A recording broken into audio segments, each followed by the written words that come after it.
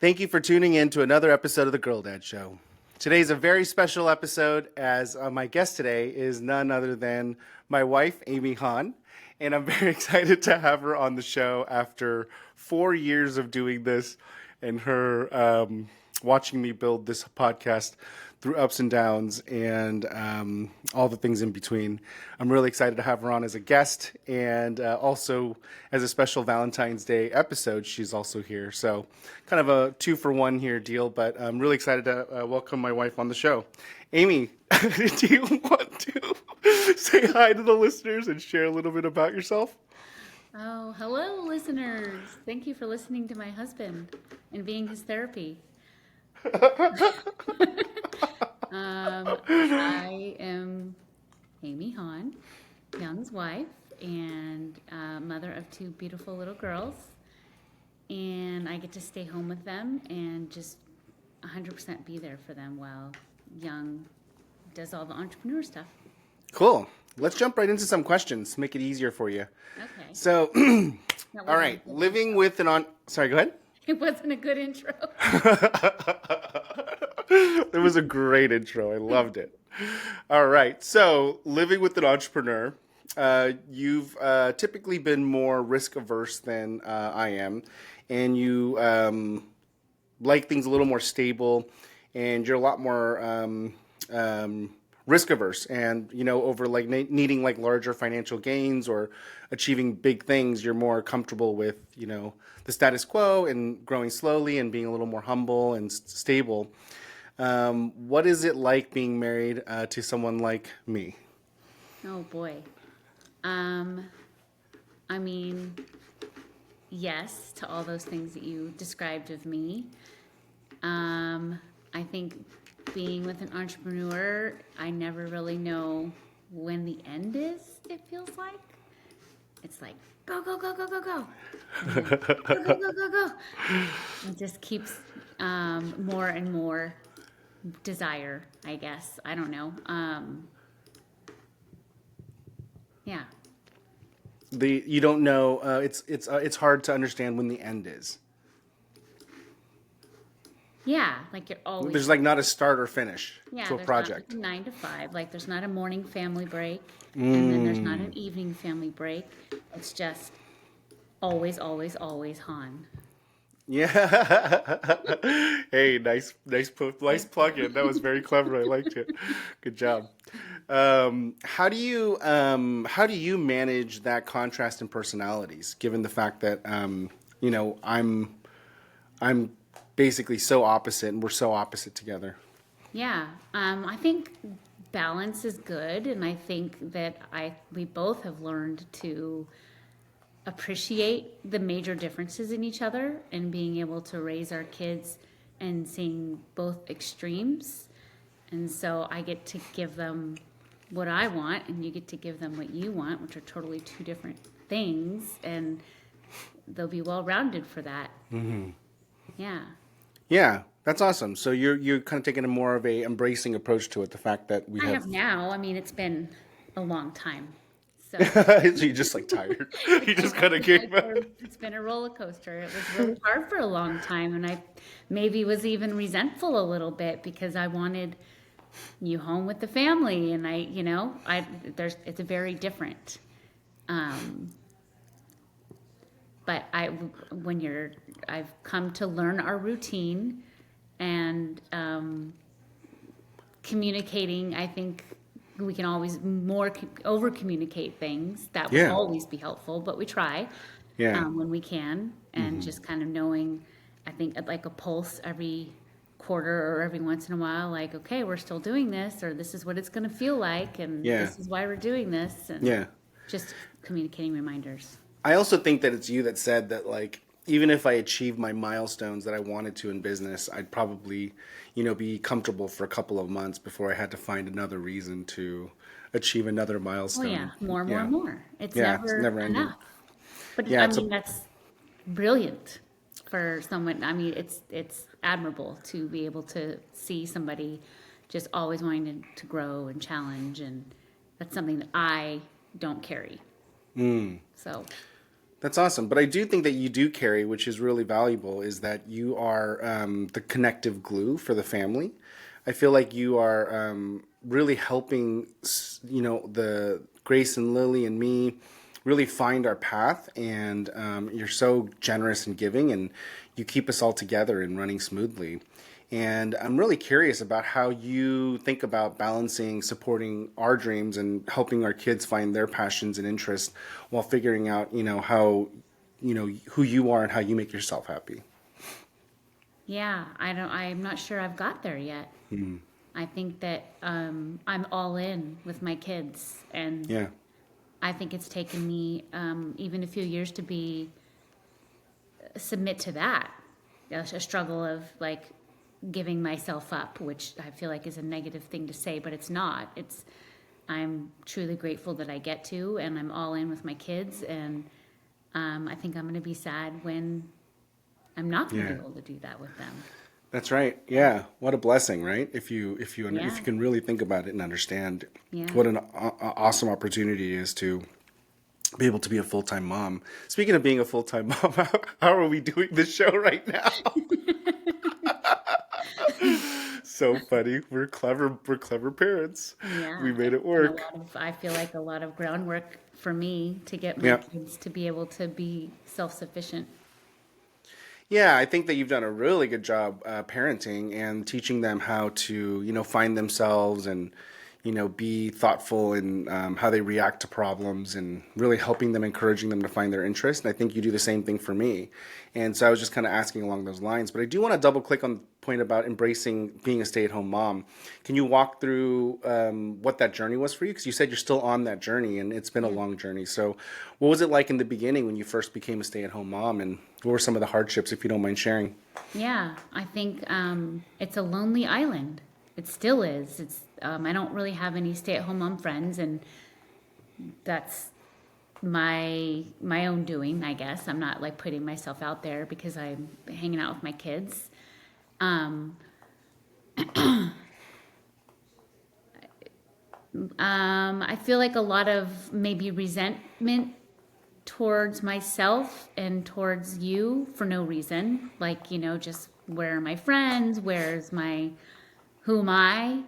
I feel like there's been a lot of struggle with that and self-motivation for that reason, other than anything with my kids. Like anything for me has been a challenge. And I Yeah, feel like it's hard to talk about it to anybody because I don't have anybody that goes through that same situation. yeah, And talking to you about it, I think, is frustrating for you because you're working so hard for me and the kids. And when I'm not appreciating it, or at least that's what it sounds like, that's got to be challenging for you. So I feel like there's been, over the years, a lot of tension between you and I in that sense. But I think that for me, you've always supported for me just to be happy. If I'm not happy with what I'm doing, let's change it and just ask for what I want. And so I've had to look in myself to know what that is. And it's not yeah. going out and getting a job and getting a nanny. It's not getting someone to help me make dinners. It's me doing it and me submitting to being the caretaker of the family. Yeah, it's like embracing the role that you're choosing to be in, right? The goods and the bads that come with it. Yeah. But I do think that it's hard because, it's like a shock factor for I remember the first year or two you were like really weirded out because you were so used to going to a job and having, community, a clan, a place to, provide value and contribute, and then all of a sudden you have like, all that's like it's a completely different lifestyle. It's not like a chapter in a book. It's like a completely new book. And I remember you having a lot of shock when you jumped into being a stay-at-home mom. Yeah, I think even just being, I mean, you can call it a stay-at-home wife because, I've always worked and that's been my family. I had a job that was not, I wasn't in it for the money. I was in it for what I was doing emotionally, more so. And then when I married you, we moved away from that and I left that and I was alone even before kids. And then Yeah. we quickly had kids and going through that, alone. I mean, this all sounds like a pity party when I say it like that, but it's not. But if we're talking about the struggles, it felt like that a lot, you know, Yeah. and not having anybody to commiserate and whine and bitch to. Yeah. Well, I think that it's a really hard transition no matter what. I mean, change is really hard for anybody. Everybody has struggles with change, and I think that it's one of those weird ones that don't get talked about a lot, right? Like having to transition from, because there's quite a few people that have a stay-at-home parent. And so I think the fact that there's not as common as it used to be maybe in previous generations, and then embracing the fact that it's also a change that isn't common may actually indicate that, it's probably harder to find people to talk to or even understand it. Yeah. But change is hard. I think it's super hard. There's a lot of sacrifices that we've made over the last few years, including moving to, Texas and doing all these things to kind of embrace this lifestyle that we've chosen for ourselves and our family. Whether, there's a lot of good and bad that comes with it, but, a lot of it comes with like trying to find this ability and way for us to have more time together as a family and as a couple and as all these things. And that's the end goal. I hope you still know I'm that. still searching for that. I don't know what that is yet. That was the original thesis. That is still the goal that we're striving for. And we've done a lot of different things to get there. But what do you feel has been the biggest challenge in for you balancing the needs of the family, but while also allowing me the latitude to go chase my business ambitions? The biggest challenge, I mean, I feel like you traveling a lot was really hard. And thank God we moved to Texas, and I have a family on my court. I have so many other families that at the drop of a hat have come over and squashed a scorpion on my front porch and, turn off the water when it needs to be turned off. Doesn't mean anything. I wouldn't do that even if I was here. True, but luckily you were gone. That doesn't mean anything. That's a terrible example.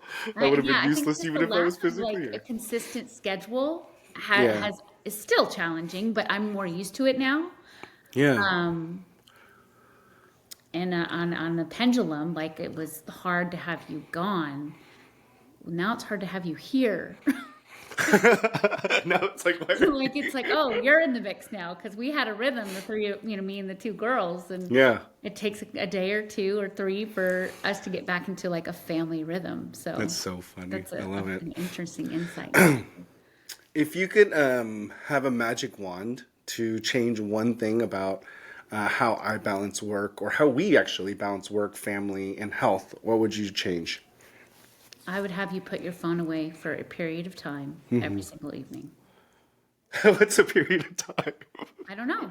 I'm happy to do an hour to start. I mean, I would love, I'll in give a you 30 perfect world, minutes. be 5 o'clock and you're done, right? But I understand that that's not how it is. And I'm okay with that because we would not be where we are or have what we have if you didn't do what you do. But Yeah, I mean, the problem right now is like the sheer volume of emergencies. I'm like such a critical piece in so many different companies right now, and these companies are not in good states. They're in hyper growth mode, and so it's just like it's like working at a really fast growing company, but like multiplying it by multiples. And then I'm also building my own, and so these deals or these emergencies or these high pressure moments come at any given point, and it's really hard to do that, because there's not that many resources in the company to, supplement it just yet, because most of these companies are my own businesses or they're startups. And again, I'm not defending it or justifying it, but that's a really interesting one, because if that's your magic wand thing, we'll have to figure out how to make that work. But I do think an hour is totally doable. So, I mean, they can definitely wait an hour. I don't know. So Can you wait an hour? I mean, it is justifying it, and that's okay. I do get it. I understand why. I don't think it's unnecessary. It is necessary, and I get that. But if I had a magic wand, that would be what I'd yeah. pick. You know what's really cool? I know you're not going to believe me, but I do think this is the year that I will have less emergencies. Because I do think that a lot of things will start to consolidate, and almost all the businesses that we own will pass the kind of startup phase. and almost every one of them has an operating partner or executives inside of the company that have spent now 6 months plus with me last year. And so I think this is the first year that I'll actually have that redundancy and that ability to like actually say, well, why are you asking me? And that should be really interesting to see what happens this year. Your magic wand may come true. Yeah, it was though. I don't know. It'll be interesting because I don't know a different you other than that. Yeah, that's true. And I'm sure I'll last like 2 months before I find another thing I Another have to build. emergency Yeah. company, yes. It's just, how it is. Maybe. We'll And see. I have to think about things for a long period of time and I have to kind of let things settle in. So, and I don't want to say I'll believe it when I see it, but I'll believe it when I see it. Like it'll take me seeing it and going through it to actually like, oh yeah, this really could happen. It's happening. Totally. It's been happening Totally. for a month. Well, yeah, and I think that it's good to evolve and check in like that as well too. And I think we do a pretty good job of saying, hey, we're going into these sprints of work or sprints of time, and then this is the plan to get out of it. Excuse me. I feel like we're pretty decent at communicating those time frames. It's just hard to kind of see it unless you talk about it, and say, hey, we talked about this year being, the transition time or the stage of whatever. And, it's just hard to like pinpoint it because it's like every little day adds up to the larger movements. Yeah. But I do want to ask about those movements. Have you, from your perspective, seen me evolve as a dad over the years? And what are some things that you're really proud of me for becoming as a dad, and some things that you wish I could do better as a dad? Oh, wow. Okay. How have I seen you evolve as a dad? I think when they were babies, you didn't know what to do. Very unhelpful. I was hands. I was definitely unhelpful. Yeah, I didn't know what I was doing. Yeah. But part of that is me because I like to control things and I like to do everything my way. And if you're not going to do it my way, I'd rather just do it That's and right. then resent you for it. That's right. Sounds about right. Yeah. But I mean, you've always been an amazing dad. You've always been, when you're here, you're 110% here. And I can't say that I wish you did this, that, and the other with the kids. I don't think I could ask for more in a dad and a father. I really don't. Cool. Yeah. Yeah, I think it's the family part that we struggle with, being Yeah. a full-time unit. You can be a great dad and play with them and blah, blah, blah, but sitting down for family dinners and Yeah. stuff is a challenge. Yeah, it's definitely a challenge. And I agree. I think it's hard to make sure that we focus time on us and then us as a family. Because I feel like it's like the things that get knocked off when there's less time is just like, I immediately knock off my personal health. That just goes out the window. It's not even a question.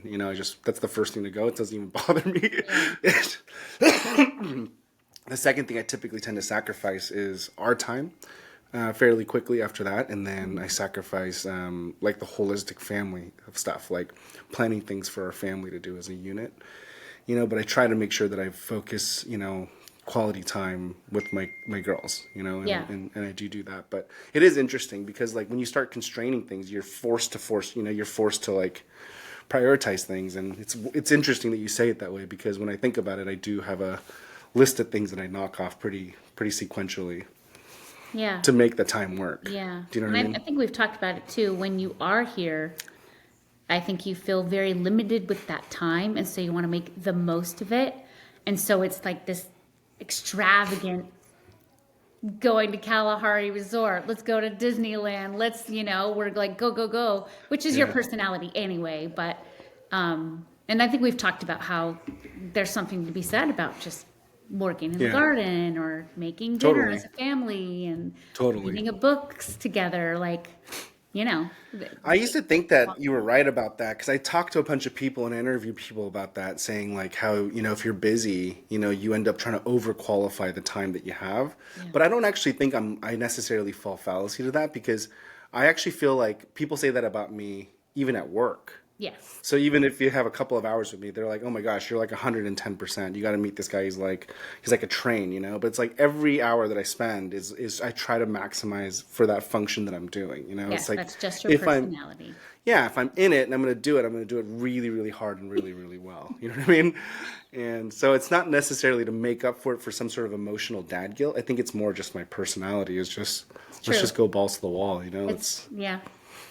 Yeah, Yep. let's just go Everybody for I it. talk to talks about how much energy you have and, you know, how does he do it? And does he ever sleep? And yeah, Yeah, yeah. Only if they only knew. which is crazy. Yeah. So let's talk about entrepreneurship creeping into family life. What's one funny or unexpected thing that has spilled into home life for you? A funny, unexpected entrepreneurial thing. Um, on a Thursday, you're like, oh, my coworker's coming to spend the night on Saturday. Okay.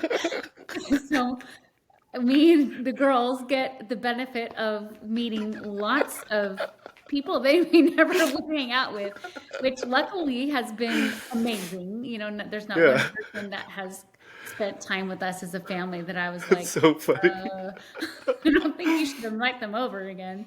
Yeah, It's been amazing. And I mean, obviously, you don't like to work with people you don't value and trust and love. So, that's right. Yep.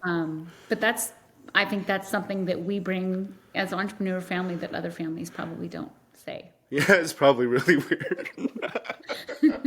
And I love anybody who's listening, come. We love company. Like, it's great. Yeah, it's so But it's funny. exciting. Yeah. Yeah, that's really funny. I would say the one thing that I feel is really interesting for me, and although we haven't really delved into it, is our skylight.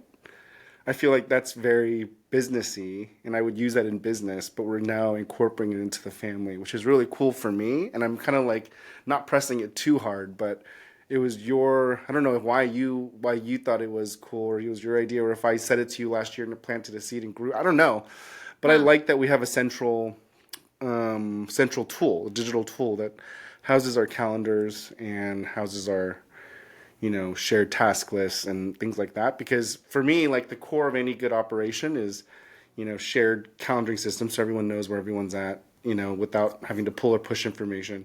Having a centralized productivity tool Not my jam. where everyone knows what everyone is doing or what's on their list and what's on their bandwidth. And then a centralized communication tool where you can actually communicate, asynchronously or on demand. But obviously that skylight doesn't have the third piece, but we could talk, we can all talk to each other and help supplement it. But those are the big three critical things that I look for when I go into a business and like start optimizing efficiency. And so when you got the skylight, I was like, oh, interesting. That's going to really help us a lot because it'll help overall efficiency and productivity. That's interesting because I mean I think we got it for two completely different reasons. What did you This get is it? interesting. That's everything about us. We're always on the either side of the You spectrum. just wanted the photo album, the digital photo. No, for me it was meal planning for myself, just to be able to like put it in a calendar and see it, and the kids agree with it because that's a struggle in our season of life, meal times and knowing when you'll be home for dinner or not. That kind of stuff is helpful. But I Yeah. hate looking at my phone. I'm a low tech kind of person, and this is maybe a bridge in between. Yeah. We'll see. I don't know. Yeah. Like you said, we haven't. That's so funny that we totally got it for different reasons. That's hilarious. Yeah, okay, that's good to know. Yeah, it's probably I shouldn't be surprised at all actually. Yeah. Let's go to parenting a little bit. How do you think what is your parenting style and how would you describe my parenting style? And how do you think our parenting styles complement or conflict with each other? I think they complement each other by conflicting. I think we are so different. And we're so conflicting on everything that the kids get both sides, which Yeah. I think that you and I have come to agree that that is a positive thing. Yeah, I think it is. I mean, I think it is. Yeah, I feel like I'm a crunchy meets helicopter mom. What's a crunchy? I like kind of hippie-ish. I look for those low key, stay outside till the lights turn on at night and get your hands dirty and don't worry about washing your hands and that kind of stuff. But then also like what are you getting into? That doesn't look safe. Like a little bit of controlling, for in lack of a better word, just like want to make sure that they're always safe. Yeah, they're playing in a realm of safety. Yeah. Huh, that's interesting. I didn't know the second part. I did know the first part, though. I definitely know that you like them being outside Yeah. and being dirty and, playing with the dirt and, I know I know you enjoy that a lot. As long as I could see it. If they're not here, and that's I guess the benefit is they are always here, and Yeah. the neighbors always come here. Not always, but most of the time. Yeah. I think I would have a lot of anxiety if they were at someone else's house doing all that stuff and me not being here. Oh, why is that? I think I'm learning that about myself because they are branching out, and when they do, I'm like, okay, it's been a half an hour. What am I going to do? I can't look out the window and see what's going on, and Yeah. do they need water, and are they having fun, and what are That's they funny. eating? And Yeah, that's funny. so, yeah, I That's think really funny. it's Yeah, so it's almost like you're creating your own curse. yeah, Because you're like, it's your own Totally. blessing and curse at the same time. Like you're Yeah. creating this prison for yourself. yeah, definitely. But I- duly I'm signed up noted, for though. it. I mean, sorry? I'm signed up for it. I'm here, and I want Yeah, and I don't think it's a bad thing. I mean, Yeah. it's not like a real prison. I mean, it sounds like you just want them to be safe. You want them to have experiences, but you want them to be in somewhat controlled experiences. And I'm assuming you're eventually going to start expanding that circle and that ability for them to, play and experience in bigger and bigger circles. Yeah. Maybe not. I mean, they haven't asked for it, so I don't know. I think they do. I mean, Grace does. Lily does all the time. Yeah. No? You don't think so? I mean, I think that they would rather me be at I's view. I don't know. I don't know. That's I interesting. guess Yeah. what I'm getting at is I like them to be free, but under my watch. Yeah. But it's funny that you think that they also want that. Well, they never want to go to other places. I don't know. I don't know. Maybe That's they funny. don't. Maybe they Yeah. don't. No, maybe you could be right. I don't know. I haven't really blatantly asked them, but let me ask you, what do you think my parenting style is? I think you are very Asian about it. And I Oh, don't we're know going how- racial. I like it. Let's go. That's gonna be If you good could one. run behind them and feed them the whole time, you would, and clean up after their little mouths and dote and love on them. That is just your style, and your wanting to make sure that they're safe and happy and healthy. I don't know how to answer that, I guess. Like if you gave me A, B, or C, maybe I could answer it that way. But yeah. I don't really know. I mean, I just feel like I have a more lax parenting style. Oh, I totally disagree. Oh, you do? I do. You think I'm more I'm disciplined? relaxed, and you're the tense one. Tell me, explain.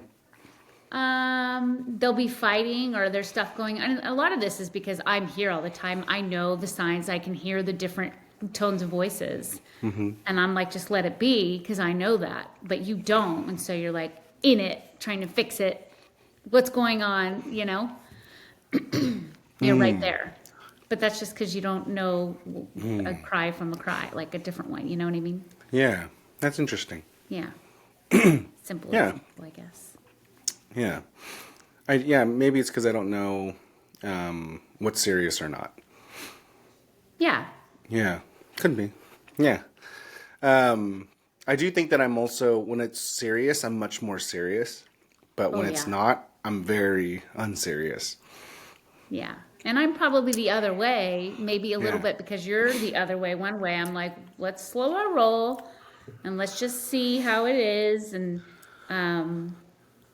I think that I can't think of an example, but there's been times that we've had talks about after the situation, why it was so serious and I should have taken it more serious. And that's valid. So I think, Yeah. you are definitely more Yeah. serious on things. You see the bigger picture about things, and I'm more in the moment. Yeah, I care more about like the character and the values that they're exuding and just nipping those things in the bud, right? So, Well, you Like, see that. You see the future character and value. that's of right. That's the right. Like, 911. yeah, and it's like it's not a big deal to you, and I'm like, no, it's a really big deal. Right. Like, that's actually a bigger deal than than breaking something. Like Yep. you gotta like make sure that they know it's really important to me that you're honorable and you're empathetic or you're honest or determined, and things like that, right? And so Yep. I get really, really serious when when it goes to like character flaws, and things that could be in the macro damaging for them being good humans, in my opinion, good humans and contributors to society. But otherwise, I don't really have a care. Like I'm actually super relaxed, like donuts for dinner, Well, you're ice cream, relaxed whatever. about their nutrition. Yeah, I'm Yeah. very relaxed about the nutrition and a lot of things. I feel like I'm pretty chill, but I guess I'm not. To your point No, of you're view, not chill, that's really good to in know. my opinion. Okay, yeah, that's good to know. You might be unaware. It's not chill. It's just that I don't know what's going on. I'm Yeah, oblivious. you're like oblivious to. Wait, no, we're not doing that, young. That is not a good idea. So funny. It's awesome. All right, let's keep this moving. So, what advice do you have for other spouses of entrepreneurs that are trying to find balance and peace in between the chaos of it all? I think communicating more often than you do, even if you feel like you do a lot. I think that has been something that you and I could always work on. And I think it's been very beneficial. And just, you don't like to talk about your work at home or when you're not working, which is never, but you don't like to talk about it with me, let's say. But when we have people over that you do talk about it with, I hear what's going on, and that's how I get your emotional stance on what's going on with you. And I wish that we would have more of that, just you and I. Like, I have more empathy towards what you're doing and how you're feeling when I listen to your podcasts and your struggles with your coworkers and that kind of stuff. So I think that would be something to add and something to Yeah. always have, is to communicate the struggles and the wins and all of it. I think is important. I Yeah. don't like It's tough. boxing it out. It's really tough for me. I have a really hard It time is, and I get sharing it. stuff You want with to you, turn yeah. off, right? I mean, you don't want to. You've been talking about it for 14 hours. You don't want to talk about it for 2 more. Well, I think it's that. Yeah, I want to shut off and, kind of have my family time and focus on something different. But it's also kind of like there's really not much it's going to help. And if anything, it may actually add to the worry, because it's just so much risk and so much pain and like emotion. It's like just this constant state of uneasiness, like you just have like, I mean, I don't know if I don't know if you know this or not. Sorry, I'm like snotting here. I don't know if you know this or not, but we directly and indirectly through contractors and whatnot, like employ over 70 people. And it's a lot of weight on my shoulders constantly, just like making sure that their payroll is covered, and they depend on this to live, and they support a family with it. And so there's like this sense of like constant pressure to like perform.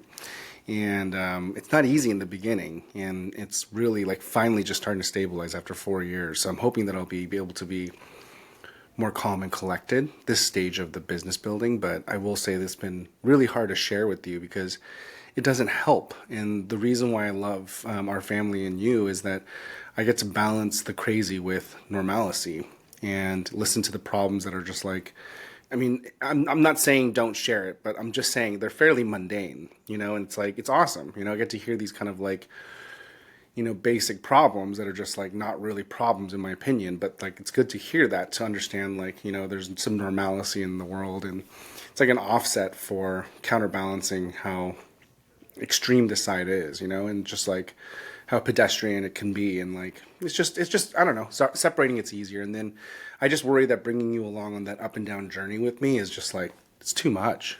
Yeah, It's too much I room can for see me. where you're coming from, but I think it's important for as a unit to know where each other are at. Instead I think of that's just fair. hearing about your struggles and stuff.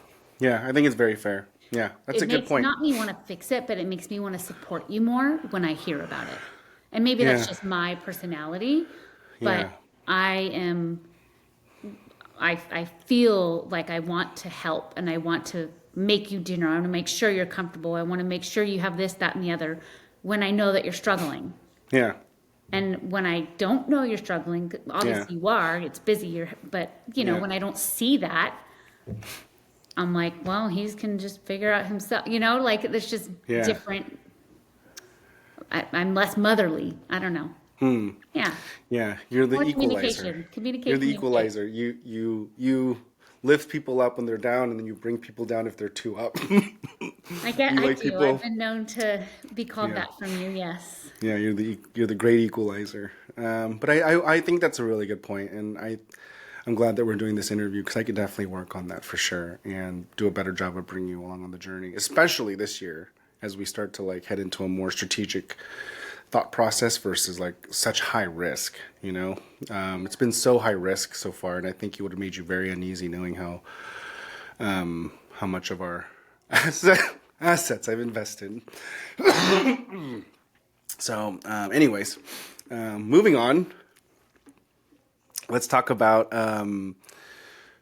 personal fulfillment. So, what are you doing as a stay-at-home mom to find your own passions and fulfillments outside of being a mom and a supportive partner?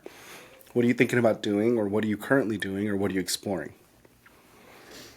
Outside of being a mom and outside of being a wife? Yeah. It's kind of funny because you do a lot with the PTO, which is still a lot with the school and the kids. Yeah, everything is for the kids. But I enjoy it. I genuinely do. I read with a nonprofit organization. I read to kids, and that fulfills me. But I would do it regardless if the kids were at that school or not. So yes, that is one thing I do for myself. And I read for pleasure for myself. I have a couple book clubs that I'm on, and I get to hang out with a bunch of ladies, once a month or so. And I'm always very energized after I get to meet with a group of people face to face, because that's the one time I get it, and I work out, and that is for me. That's not for me to, I've learned that I've been doing this for a while now, very consistently, and I've learned that I am just a better human if I do it in the beginning of the morning, and if I don't, I'm a cranky bean, like I really am. And so it really does emotionally do it for me. It's my thing. Yeah. I can see that. Yeah, I can definitely see that. You've been really consistent about it too. It's like And I don't know what the next thing will be. And over the summer, I think I kind of worried about it a lot because both the girls just this year are in school for a longer period of time. And even the first couple months, I was concerned about what I'm going to do with my time, but somehow I've been able to fill it. And I don't know if I really want to change anything until the next season of their life. I kind of want to do it as they change, I'll change. I don't want to change before they change. Just kind of figure it out as it comes. Drop a hat and go have lunch with my kiddos because I have nothing else to do today. It's amazing. Yeah, that is amazing. Just, again, trying to embrace what it is to be a stay-at-home mom. Yeah. If we switch roles for a day, what's one thing you wish that I got to experience about your life, and what's one thing you wish you could experience about mine? One thing I wish that you could experience about my life, and this sounds so silly, but the boredom, like the loneliness and boredom. And the second part was... If you could experience, what's one thing you wish you could experience about my life? Travel and the food. The relationships. Yeah, well, the relationships and hanging out. I think it's always funny because whenever I go, you're always messaging me when I Instagram post food. You're like, "Oh, tough time." Da, da, da. Yeah, well, a fabulous dinner with drinks until 12 o'clock. I don't think I could handle that, but I can't either. That's why I have to message you. I'm like, it's so painful. It hurts my stomach. The acid reflux. I had 60 Tums. Oh yeah. Yeah, so funny. Yeah, but just the community that you have, you surround yourself with is really cool. That network of people. Yeah, that is cool. Really cool, really cool people all around. Yeah, I know. We work with some really cool people. Yeah, every time I've met any of your coworkers, I'm always like, gosh, I wish I could just hang out with them longer and, Yeah. learn more about them and their family and stuff like that. It's like the biggest barometer for me these days as I get older is just like, now that I have a lot of hard skills and I know how to make money, like I want to like make sure I'm doing it with people I like and that I want to be around, and I want my family around, because it's like when we were younger, the optionality of doing that was just, oh, please pay me. And then you just did whatever for whoever just because you needed money and you didn't have any valuable skills. But as you start to inherit these skills and you become known for those skills and you know how to turn those skills into money, into value, you become more leveraged, and you're now able to, really pick and choose who you do it with. And it's been really fun for me. It's like, just like really thinking about who I want to spend my time with, and who I want to work with. It's been really interesting and really fun and fulfilling, which also makes it doesn't change the risk and challenges, but it does make it more fun and worth it when, like, Sunday night, you have to get on a Zoom call at like 10 o'clock at night and scramble to make X, Y, and Z. It's like, it makes it worth it. At least it's with cool people, yeah. Yeah, it's with cool people. I feel like, and maybe this is just your personality. I think that you have a pretty simple rule. You don't work with people that aren't good people. And that's what I've seen. Mm-hmm. And maybe that you just find the good in all people. I'm not sure. Or everywhere you've gone, you've just gravitated and picked people that are really cool people. But I feel like you kind of have, you are who you are. And if they don't like it, or if you don't like it, then you just cut the rope, and that's that. No hard feelings. Like, but you stand for who you are, and you won't you're probably one of the few people in the world that actually know that I do that. I've said it on the podcast. Yeah, you're very what do they call it?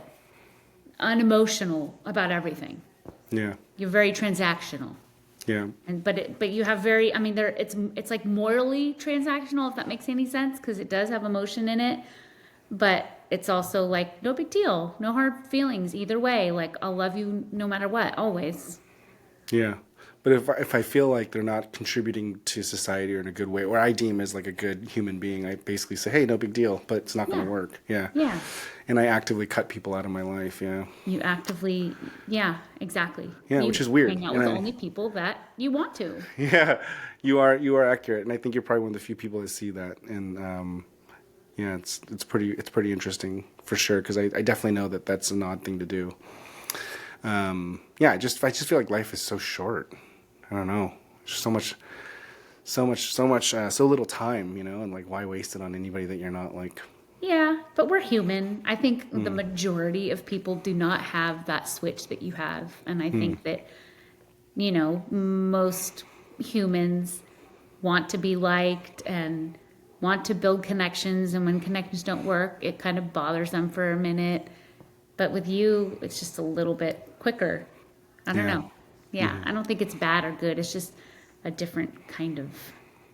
Yeah, it's kind of weird. Yeah. Maybe I have something wrong with me. No, there's nothing wrong with you. I mean, I think it's valuable to be able to. It's almost like it's that big picture thing again. You can see something 20 years down the line, how it's going to affect it. And so you're just like, you know what? We're done, kind of thing. Like, it's the same kind of thing. You can see the big picture. And just for the listeners, I'm not like, one time and you're done. I tell the person. I tell the person like, hey, I caught you in a lie. I don't really hang out with liars. So if you ever do that again, we're done. And then like, they'll do it again, and then I'll cut them. So it's not like it's so I guess that even sounds worse. But it's not callous. It's not callous. But I think I just don't deal with it well, right? It's like, hey, here's what you did, and here's why I don't like it, and I don't surround myself with people like that. So either you stop doing it, or we stop hanging out. Yeah. And then that's just how it works. Yeah, and I think that the weird part is that I tell people that to their face, and I think that's what makes you uncomfortable. Yeah. Yeah. An uncomfortable conversation for anybody, right? Yeah, well, it is. Most people. Not for me. Yeah, most people, not you. Yeah, it's not for me. So that's why I'm saying maybe I have a defect. But all right, so let's talk about back to the lessons for our girls. So as you think about what we're doing and building, both as an entrepreneurship couple, because I do feel like we're building it together. There's no way in this world that I'd be able to do this if you weren't, taking care of the family. And Like, vice versa. Yeah. yeah. That's why I say, like, I think we're actually building this together. We're an entrepreneurship family. And so everything that we're doing is actually in focus of trying to keep all of this family together while we try to build something that's more for ourselves, What do you think the biggest lessons our girls are going to take away from watching us work? And what do you hope that they take away from it when they look back at this and their parents themselves? Do you want them to be entrepreneurs? No. You don't? Okay. But I mean, I'm married to an entrepreneur, and I still don't get it. Like, I'm still, like you said, I'm okay with the general status quo. Yeah. And I still am. Yeah. And it's not like I don't. Well, yeah. Anyway, you have to put in the work to get what you want. And you have to get a lot of no's before you get a yes. I hope that they can see that through what you do, because I think that's a really valuable lesson. You are very strong, and I don't think a lot of people can do what you do. And I want them to see you won't quit until you get what you want. And I want them to see that, and I want them to have that trait. What I want them to have from me, I feel like it's totally different things. To be nurturing, to know that, yeah, money's great and having stuff is great and building things is great, but none of it matters in the end. It's just about your relationships and the people that you surround yourself with, and making sure to have a good village of whatever that is for you. Not to be religious, but to have God on your side and to know that He loves you. And I feel like nothing matters. I mean, if like they always talk about, you have to have like a major thing happen to you before you realize like how much all this shit doesn't matter. Yeah. And I would love for them to know that before something bad happens, Yeah. Yeah, I will tell you that I worry that they don't see me working, and that's just my personal self-esteem, I think. Like, me being a stay-at-home mom, I'm just a mom. I don't really do anything. Like, I worry that when they're older, will they understand and appreciate everything that I've done for them? And I don't know if, at this point in my life, I don't know that I feel confident that they would. And That's interesting, because right now they literally appreciate and respect everything that you do. I mean, there's nothing that they come to me for. Well, they will, of course. I'm the one that's here. But when they're older, will they be like, Mom should have got a job. What did she do all day when we were at school? Or will they be like, God, thank God Mom was there and had lunch with us all the time, and Mom kept the house running. Like, I know you and I talk about that, and you have to remind me that is all very valuable, even though it's very simple, mundane, everyday things. Those really matter. Will they understand that? I worry that they won't. Got it. But you do want them to be the nurturing side of you, and that kind of softer side, and then the tenacity of determination from me is kind of what you want for them. Yeah. I mean, I don't want them to just work. I want them to have fun and have relationships. But I have fun. I mean, I feel like I'm having fun. I mean, this is what fun looks like for me. Yeah, I mean, your best friends are your coworkers. Like, and for me, well, I guess they were when I was working. Those were my best friends too. So, yeah. Yeah, I mean, I feel like it's like one of those things where you can't judge that, because for you have such a Buddhist view of the world. You're so Asian. I love it. You have a very balanced approach to the world. Everything is kind of like in moderation. Everything's equal. Everything's in moderation. And for me, it's like the older I get, the more I realize I don't want to waste time with people that don't want to make money. It's just that's what I want to do. If I had nothing else to do and I was just like, what should I do for fun? I would want to figure out new ways to make money. And so it's like, that is what's fun for me. So it's like, why would I waste a single moment not hanging out with people that also want to make more money, because the more I live and the older I get, the more people I meet, I'm finding that there's people like me out there. there's people that just genuinely love it. They just love Yeah. the grind. They love to hustle and they love to build, and you don't have to feel bad about it. And it's so weird because I feel like I lived like 35 years like feeling guilty about it, just hiding it. Oh, work-life balance, work-life balance. I'm balancing my life, and then I turn 40 and like everyone comes out of the woodworks and like. Yeah. There's like, no, I don't care. I don't have time for it. I already have a family and I already have a good group of friends. Like, the only new friends I'm making are the ones that want to talk about making money. And I'm like, you could say that out loud? That's amazing. And I'm like, oh man, that's awesome. Because that's how I've been feeling forever.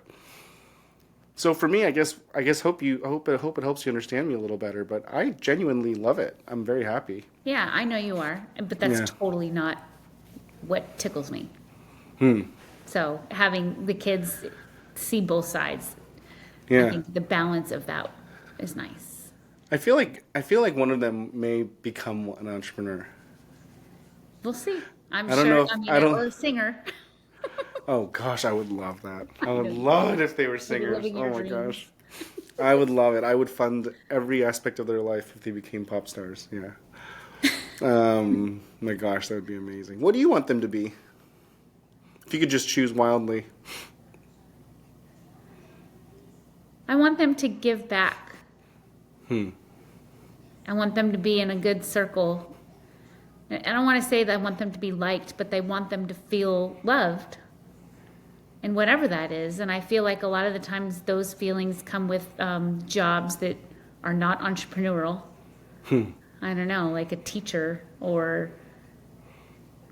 volunteering for something. I feel like you get more satisfaction out of that. But, again, I'm not, like, I don't actively enjoy working like you do. Yeah, I don't know. Yeah. I've never really thought about something very specific, I guess. Yeah. Just want them to be happy. That's good. And Yeah, that's not healthy. a bad goal. Yeah, it's a Yeah. very good goal. I do want them to go to college. You do? I do. For what? I don't know, because everyone does. Oh my god. The status quo.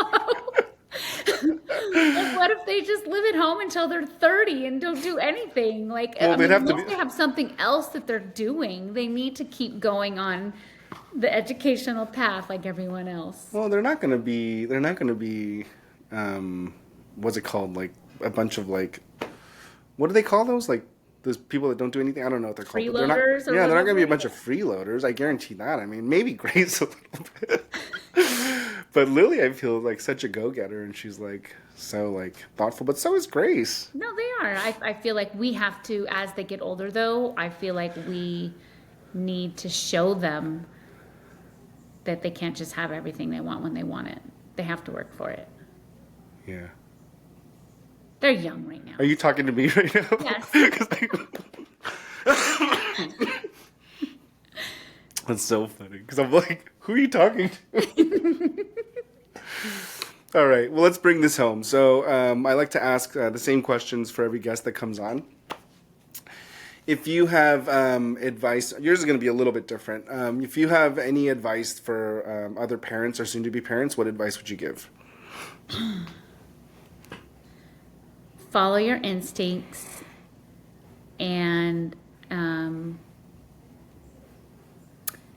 I feel like not that I researched too much, but I went by the book a lot, and I kind of wish that I would have just followed my heart and done what makes me and my family happy versus what I'm told is the proper way to do things. Cool. That's Yeah. really good. Yeah. If you could tell, I guess it could be the same thing, but if you could tell yourself one thing before having kids, what would you tell yourself?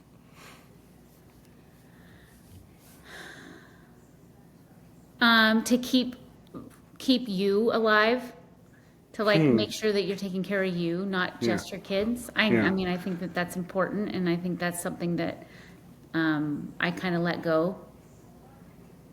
Yeah, to take care of Amy. Yeah. You're talking about emotionally and mentally, right? All of it, yeah, emotionally, mentally, physically, like do things for yourself because your kids need to see that I you're agree. still taking care of yourself. I agree. And it's very easy just to get all in and not taking care of you. I agree with that. That's Yeah, really I wish good advice. I wish people told me that that's even a thing. I had no idea that I would get lost in another human and Yeah. forget about me. Yeah. Yeah. The amount of love is unbelievable. It's hard to Oh, imagine. Yeah. Yeah, and it hurts more and more every day as they get older. Yeah. Little brats. If I can't remember the questions. I'm so sorry. Let me just skip around a little bit. What do you think is success for you as a parent? How do you qualify it as a single home mom? Like, what do you think success looks like for you, especially now at this stage of the kids? Yeah. I think when my kids are older and have a family of their own, that they still want to hang out with me. I feel like I built a good relationship with them if they still want to spend time with me, and I desire for that to happen. That's cool. Yeah. That's really cool. Yeah. I could see that being a really great success criteria. That's a really good one. Yeah. I have one more thing I wanted to say about the question before. I think that if I could live in the moment more, like, I feel like, especially in the earlier years before they go to school, you're always, well, when they do this, and I can't wait till they do this. And you forget, like, to be in that moment of them crying and the baby smell and their first walking. And, like, I think the past couple of years, I've spent so many moments just really appreciating that exact moment. And I wish I would have done that more and remember to really, because it goes by like that. I know Yeah. that he says It's that. crazy how fast it goes. Yeah.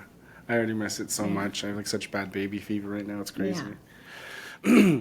Do you have a favorite book that you'd like to share with the listeners that kind of helps you live your life or I knew you were influences? going to ask that. It's not entrepreneurial. It's okay. Yeah. You don't know. You don't know that.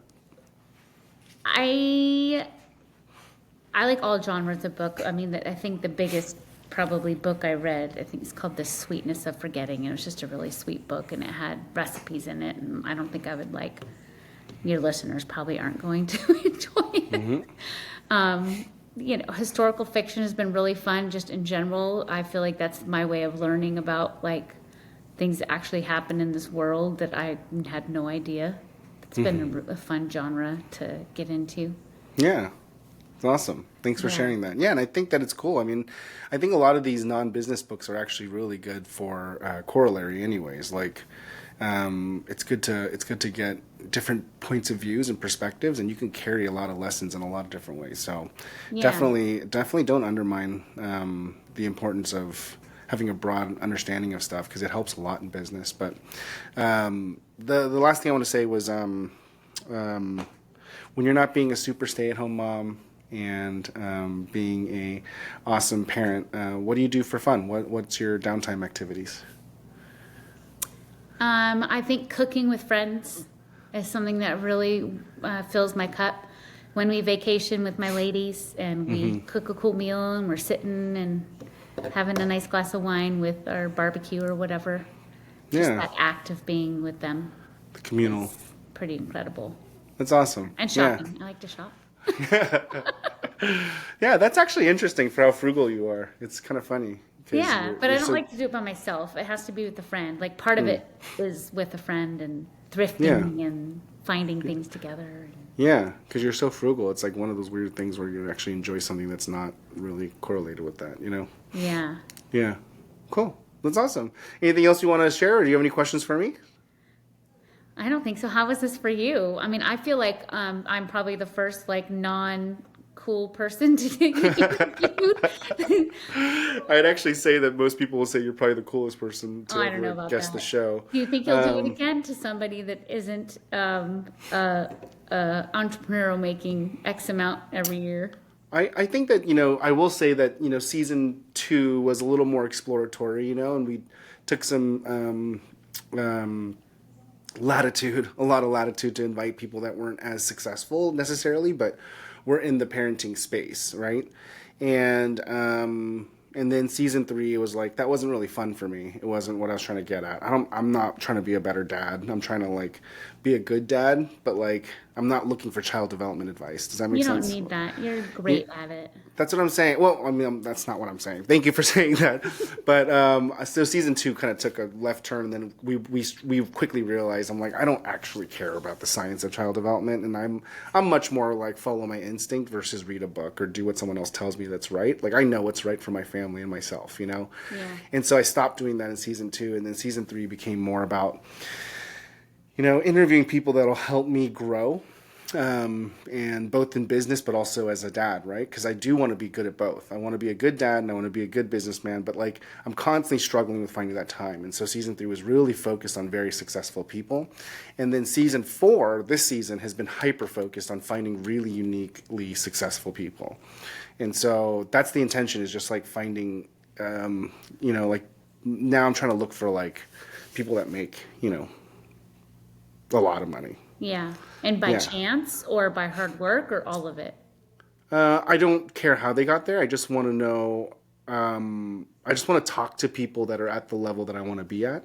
Okay. And so I'm more intentionally trying to find guests that are running, you know, $20 to $30 million businesses, or, you know, or plus.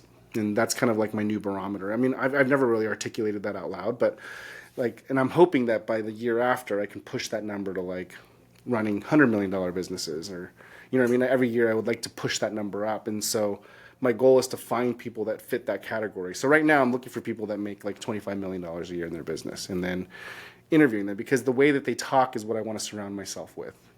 So inevitably you learn from who you soak yourself with. Yeah. And so that's kind of what I'm trying to do. And so that's kind of the thesis around it. But although you don't fit that mold, I do think that you can come back every year for Valentine's Day and do this Valentine's Day episode, because it's not a bad way to check in with each other. And also would love to just have you be a part of the show, because this show is now morphed into, it's just more for me. It's like, you made a joke about it in the beginning, but it's like, you know, why don't you like stop doing the podcast when we were having a lot of financial problems? You're like, why don't you just stop doing the podcast and get therapy like a normal person?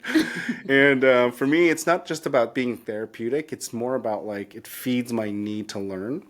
And I think that you're a big part of what I'm doing and what I'm building. And so it's really interesting to have you on the show and then get to ask you these kind of questions about what you think about parenting, both as a person that's trying to learn, but also as a participant in the family that we're trying to build. And so, yeah, I don't really think it's a bad thing at all, is the point I'm trying to make. So simply said, I'd love to actually have you back every year for Valentine's Day. It'd be really fun, kind of like an annual thing. Because the show is no longer about what it used to be. It's literally just me trying to learn and just trying to like be a better human being and better business person. And I'm just adding different criterias every year. Cool. Yeah. Do you like the show? I think I liked the earlier seasons. Mm-hmm. And I think when you started to do the Girl Dad Talk, was that season 2 or 3? Mm-hmm. Season 2. I kind of like, I don't listen. I'm not an active listener. I'm sorry. But there's a few that really stick out that I just thought were really cool interviews.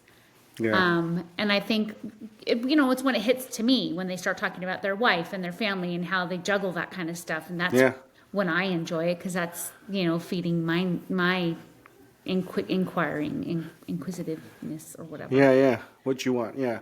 There's no relation, is what you're saying. You. I don't understand all the higher level. Talk. Yeah. And I stopped doing the Girl Dad Talks in season 4 too, and that was again a test as well, because I was trying to use it as a vehicle to basically generate. I don't know what I was trying to do. I was trying to see if like there was a need or a market for it. I was trying to grow it, and there's a lot of exploratory things that you do to test things, and I don't want to get into the mechanics of it, but it was part of that test. And then now it's not the point of the show anymore. The point of the show is just much more personal. It's much more about just me using it as a vehicle to talk to successful people. Yeah, I think it's great. I think it's great that you try a million different things and fail or not. Like, it's great. A lot of failures in it. A lot of failures in the show. After it. That's right. Amy, thank you so much for being on the show. I really appreciate it. And thank you for being the mom of my children and my beautiful and lovely and nurturing wife.